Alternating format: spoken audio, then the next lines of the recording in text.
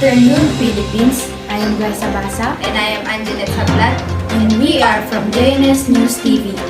A report that wholeheartedly without bias. The news that never sleep and Annie serves. Here's our headlines. Snatching incident caught on CCTV.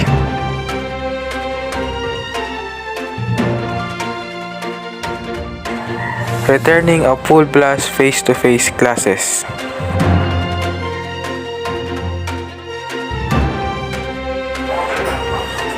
Stampede incident in Seoul, South Korea.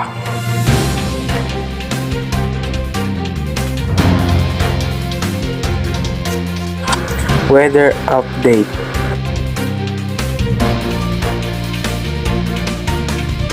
For our first coverage report, a snatching incident was caught on CCTV camera in Antipolo City.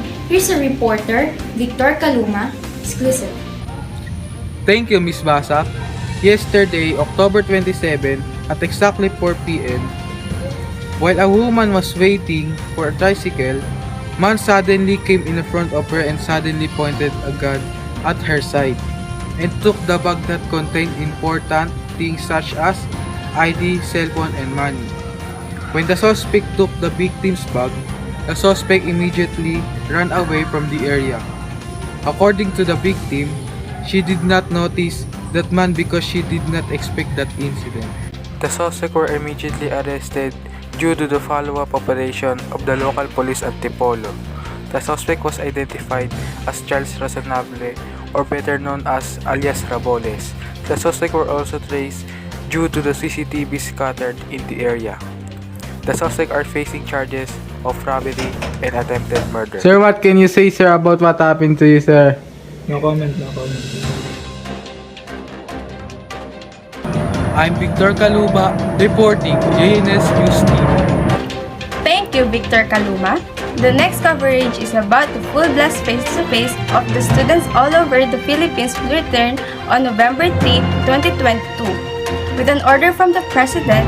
And here is the reporter Alexandro Lobaton, exclusive. Thank you, Ms. Duran.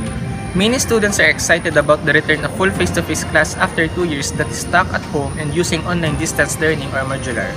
We had an interview with a student earlier, and here is his reaction. What is your reaction to the incoming full face-to-face classes? I'm happy because we learn more from the lessons and I get to know the new classmates and friends better, and I can also save money because of my pocket money from my parents. It is really fun to study. The face-to-face classes were brought back because of the order of the Philippine President, PBBM. That's all, Ms. Duran. I am Alexandro reporting. Back to you, Ms. Duran. Thank you, Mr. Lobaton.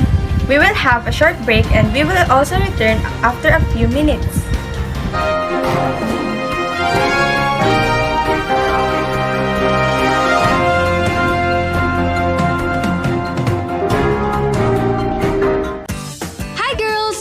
Pag heavy and sticky ang hair, nakaka-conscious. Worry no more! Just flip it. Try Palmolive Naturals Intensive Moisture Shampoo with its new advanced formula. It combines nature with science and gently cleans and moisturizes hair, leaving it magaan soft. Kaya we girls, just flip it. Have a great hair day! Pagbangon tayo. Miss, kape nga. 3-in-1? Hindi, yung puro. Nescafe Classic. Bunga ng 100% puro at natural. Kapeng-kape ang lasa at aroma para 100% gising ang isip, katawan at diwa. Good job, June! Para sa pamilya ko. Dito ka na sa 100% puro at natural. Nescafe Classic.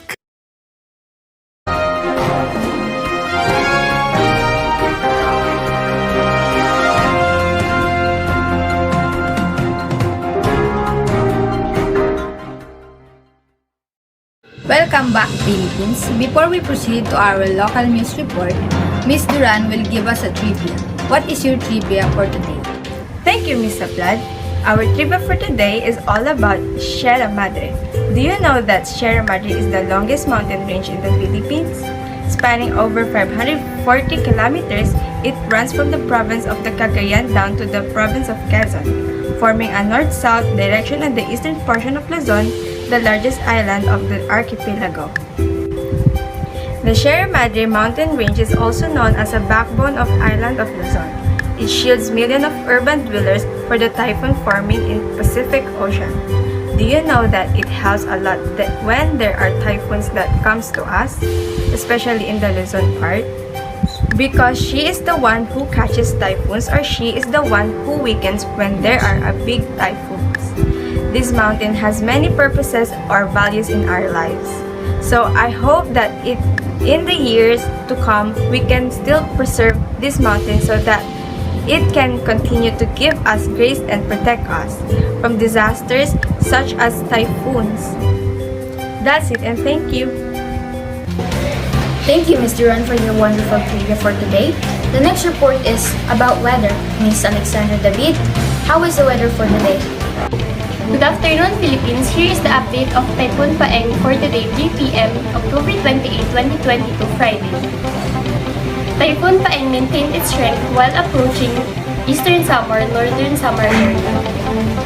Pag-asa spotted it again 155 kilometers east-northeast of Borong City, Eastern Samar. It has wind gusts of up to 75 kilometers per hour.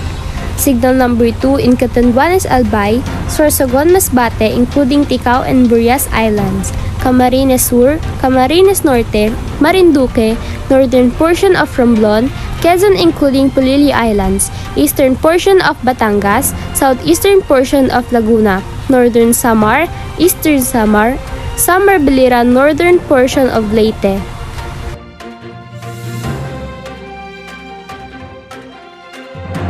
And signal number 1 in Metro Manila, rest of Romblon, Rizal, Occidental Mindoro, rest of Laguna including Lubang Islands, Oriental Mindoro, rest of Batangas, Calamian and Cuyo Islands, Cavite, Bataan, Pampanga, Bulacan, Tarlac, Nueva Ecija, Zambales, Pangasinan, La Union, Benguet, Nueva Vizcaya, Quirino, southern portion of Mountain Province, central and southern portion of Isabela, Ifugao, Ilocos Sur, Cebu including Bohol, Negros Occidental, Negros Oriental Guimaras, Aklan, Antique, Capiz, Iloilo. Dinagat Island, Surigao, Del Norte including Siargao, northern portion of Surigao del Sur, Agusan del Norte, northern eastern portion of Agusan del Sur, and Camiguin, eastern portion of Misamis Oriental. Miss Alexandra David, wholehearted service for the Filipino. Thank you, Ms. David. For our next coverage report is about Itaewon Stampede incident. Here's our reporter, Ms. Norca. Thank you, Ms. Glyza. What happened here in Seoul was an unexpected tragedy. Instead of people having fun here because of Halloween, it was replaced by fear and panic because of the crowded people that caused the death of many people. According to Seoul Embassy, 151 died and 200 were injured and 9 were in critical condition in the incident. No Filipino Brits were reported to have been hurt in the incident. The Korean government is investigating the incident. Meanwhile, all events has been cancelled, especially those related to Halloween. Ms. Samantha Norca, JNS News, TV reporting. Thank you, Ms. Norca. For our last coverage is about Showbiz Update, Mr. Lobaton reporting. Queen of Creative Collaboration and international fashion icon Heart Evangelista shared that she underwent into vitro fertilization or IVF treatment. In her story for the September issue on Fashion Magazine, Allofficial Philippines, Heart told that it is one of her toughest, challenging times in her life because what she went through was painful, but it was worth it for the Kapuso actress. She was able to successfully gather embryos from the procedure. Heart really thought about the decision she was making, and she really thought about her readiness for having a baby. Right now, she decides to have a child, either boy or a girl. Heart also said that she encouraged others to look in the process of IVF. Back to you, Miss Glyza. Thank you, Mr. Lobaton. That's it for our Showbiz Update. I am Glyza Basa. This is JNS New TV, a report that wholeheartedly denies bias.